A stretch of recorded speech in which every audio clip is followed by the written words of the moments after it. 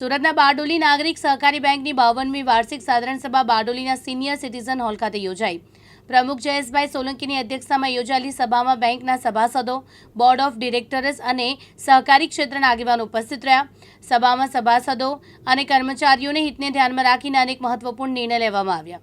બારડોલી નાગરિક સહકારી બેંકની 52મી વાર્ષિક સાધારણ સભાનું આયોજન થયું, જે સિનિયર સિટીઝન હોલ ખાતે યોજાયું। હાલ બેંકની 6 શાખાઓ કાર્યરત છે। આશરે 20,000 સભાસદો સાથે બેંક સહકારી ક્ષેત્રમાં મહત્વનું સ્થાન ધરાવે છે।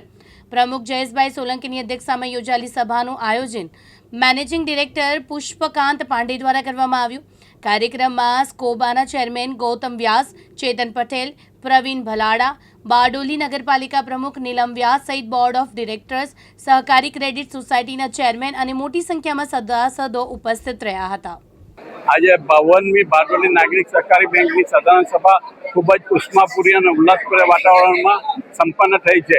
આ સભા દરમિયાન આજરોજ ડૉક્ટર ગૌતમભાઈ વ્યાસ સાહેબ, જે ભૂતપૂર્વ ચેરમેન નાગરિક બેંકના છે, એમનું ખૂબ જ માનભેર સન્માન કરવામાં આવ્યું છે।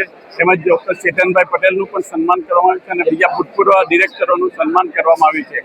અને આજરોજ જે ગયા વર્ષે જેમના જેમને પોતાના પ્રાણ ગુમાવ્યા છે એવા એમ સભાસદોના કુટુંબીજનોને 5 લાખના ચેક અર્પણ કરવામાં આવ્યા છે।